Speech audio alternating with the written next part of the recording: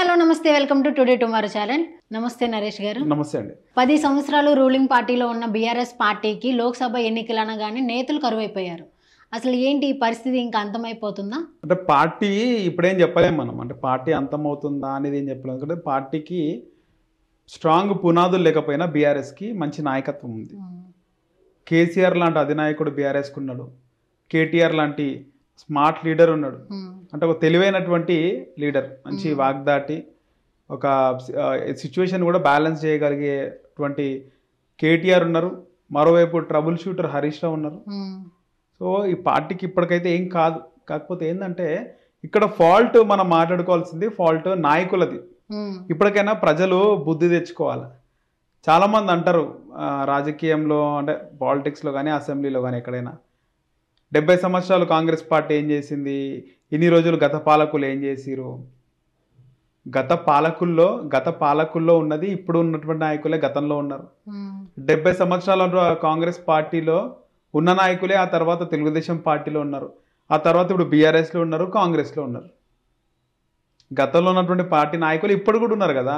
ఏ ఒక్క నాయకుని తీసుకోండి, ప్రతి జిల్లా తీసుకోండి, ఖమ్మం తీసుకోండి, తుమ్మల నాగేశ్వరరావు కొన్ని దశాబ్దాలుగా ఆయన రాజకీయాల్లో ఉన్నాడు. వరంగల్ తీసుకోండి, ఎర్రబల్లి దయాకర్ రావు ఉన్నారు. అదే ఖమ్మంలో రేణుకా చౌదరి ఉంది. ఆమె ఎప్పటి నుంచో పాలిటిక్స్లో ఉంది.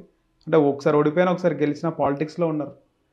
వరంగల్ తీసుకోండి, ఎర్రబల్లి దయాకర్ రావు లాంటి వాళ్ళు ఉన్నారు. కడియం శ్రీహరి లాంటి వాళ్ళు ఉన్నారు. రంగారెడ్డి జిల్లాను తీసుకోండి, సబితా ఇంద్రారెడ్డి, మహేందర్ రెడ్డి. నల్గొండ తీసుకోండి, జానారెడ్డి ఎప్పటి నుంచో ఆయన పాలిటిక్స్లో ఉన్నాడు. ఇలా ప్రతి జిల్లాలో, హైదరాబాద్లో ఎంఐఎం ఎప్పటి నుంచో ఉంది. ఇలా ప్రతి జిల్లాలో నాయకులు, అంటే ఒక సీనియర్ పొలిటీషియన్స్ ఒక 30 years పైన నుంచే ఉన్నారు. చాలామంది 40 years నుంచి యాక్టివ్ పాలిటిక్స్లో ఉన్న వాళ్ళు ఉన్నారు. పేర్లు చెప్పుకుంటూ పోతే ప్రతి జిల్లాలో నాయకులు ఉన్నారు. ఇక్కడ వాళ్ళ పార్టీలో అయిపోయింది, ఆ పార్టీలో వాళ్ళ మనుగడ సాగదు ఇంకా, లేకపోతే ఆ పార్టీ ఇంకా 5 సంవత్సరాల వరకు అధికారంలోకి రాదు అన్నప్పుడు నేతలు పార్టీ మారుతున్నారు. ఇప్పుడు బీఆర్ఎస్ కూడా అలాంటి సిచ్యువేషన్ వచ్చిందా? అంతే కదా మరి. ఇప్పుడు బీఆర్ఎస్లో ఉన్నటువంటి నాయకులు, పార్టీలు మారే నాయకులు అందరూ కూడా సరే మాజీలు అనుకోండి, మాజీలు మారినారు, కారణాలు ఉన్నాయి. తాజాలు కూడా మారుతున్నారు. సిట్టింగ్ ఎంపీలు 5 మంది మారినారు.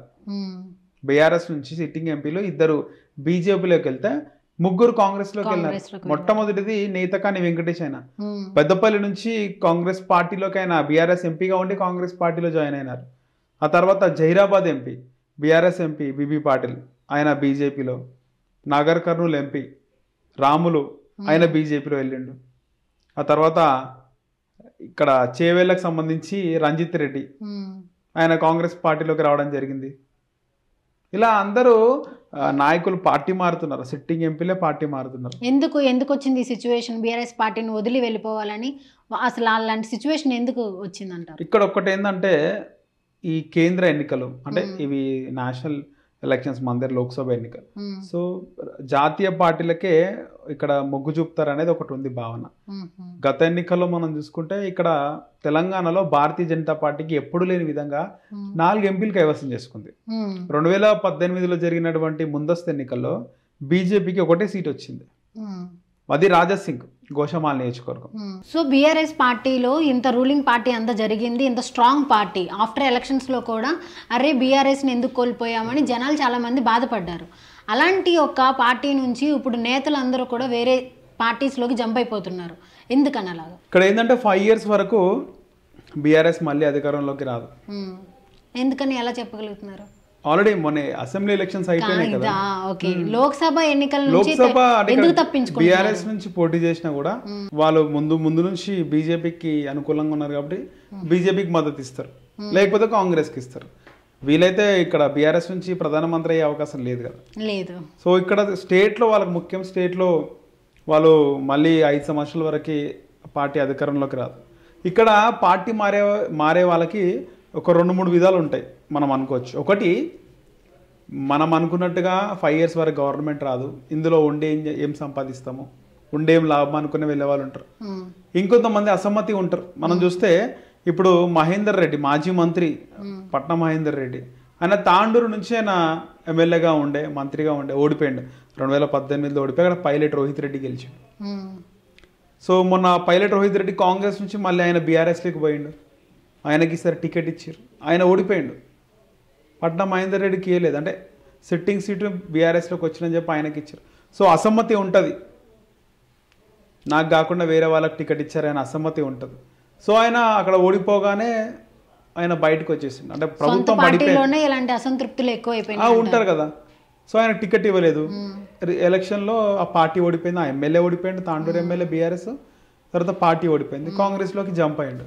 బొంతు రామ్మోహన్ మేయర్ తర్వాత మళ్ళీ మేయర్ ఇస్తానని చెప్పినారంట, తర్వాత వాళ్ళ భార్య ఉమాదేవికి మేయర్ ఇస్తానని చెప్పారంట, తర్వాత ఆమెకి ఇవ్వకుండా కేకేశ్వర కూతురు కద్వాల విజయలక్ష్మి ఆమెకు మేయర్ ఇచ్చినారు.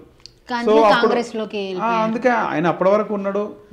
ఎప్పుడైతే బీఆర్ఎస్ పార్టీ పతనం అయిందో, అంటే ఎన్నికల్లో ఓడిపోయిందో, ఆయన కాంగ్రెస్లోకి జంప్ అయ్యాడు.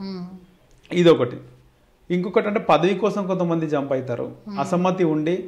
బాబా ఫసుద్దీన్ లాంటి వాళ్ళు డిప్యూటీ మేయర్ చేసిండు, తర్వాత మళ్ళీ అవకాశం రాలేదు, సమయం కోసం చూసిరు, పార్టీ డౌన్ఫాల్ అవ్వగానే పార్టీ మారినారు. సో ఒకటి పార్టీలో అసమ్మతి ఉండి టైం చూసుకొని మారుతారు. కొంతమంది ఈ పార్టీలు ఇంకేం లేదు 5 years వరకు బిజినెస్ కోసం, డబ్బుల కోసం, లేకపోతే వాళ్ళు సంపాదించుకున్న ఆస్తుల కోసం మారుతూ ఉంటారు. కానీ కొంతమంది ఉంటారు, ఎగ్జాంపుల్ మనకు మల్లారెడ్డి, ఆయన పదవి కోసమో లేకపోతే ఇంకో పార్టీలో భవిష్యత్తు కోసమో కాదు, ఈ పార్టీలోనే ఉందామనుకున్నారు వాస్తవానికి మల్లారెడ్డి మేడ్చల్ ఎమ్మెల్యే. కాకపోతే రేవంత్ రెడ్డి ముందు నుంచి సవాల్ చేసినట్టుగా ఆయన కాలేజీలో పైన దాడులు జరుగుతున్నాయి, ఈడీ సోదాలు జరుగుతున్నాయి, ఇవన్నీ జరుగుతున్నాయి, కబ్జాలన్నీ బయటకు తీస్తున్నారు. సో అవన్నీ కాపాడుకోవడానికే ఆయన పార్టీ మారుతున్నారు. లేకపోతే ఆయన వేరే పార్టీలోకి వెళ్తే, అటు బీజేపీలోకి వెళ్తే నేషనల్ పార్టీ కేంద్రంలో అధికారం ఉంది, మళ్ళీ వచ్చే అవకాశం ఉంది. ఇటు కాంగ్రెస్లోకి వెళ్తే ఆల్రెడీ రూలింగ్ ఉంది, సో ఆయనకి ఇబ్బంది ఉండదు. సో ఈ విధంగా పార్టీలు మారుతున్నారు. సో వాంటెడ్లీ రేవంత్ రెడ్డి గారు మల్లారెడ్డి గారిని టార్గెట్ చేశారంటారా? వాంటెడ్లీ అంటే ముందు వాళ్ళ సవాళ్ళు ఉన్నాయి. అరే సాలే రేవంత్ రారా అని ఆయన సవాల్ చేసి తోడ కూడా కొట్టిండు. సో ఆయన సొంతంగా కొట్టిండా, సాలే రేవంత్ రారా చూసుకుందాం అంటే కాంగ్రెస్ పార్టీకి గెలవదు, గెలిచిన రేవంత్ రెడ్డి సీఎం కాడని చెప్పి ఆయన అనుకున్నాడు. ఇంకోటి ఏంటంటే రేవంత్ రెడ్డి కూడా ఆయన అనే ముందే రేవంత్ రెడ్డి కౌంటర్ చేశాడు. సో అక్కడ మల్లారెడ్డి కూడా అలా అనుకోవచ్చు, లేకపోతే మల్లారెడ్డి ఖచ్చితంగా హరీష్ రావు, కేటీఆర్, కేసీఆర్ వాళ్ళ డైరెక్షన్లో కూడా అనిండొచ్చు.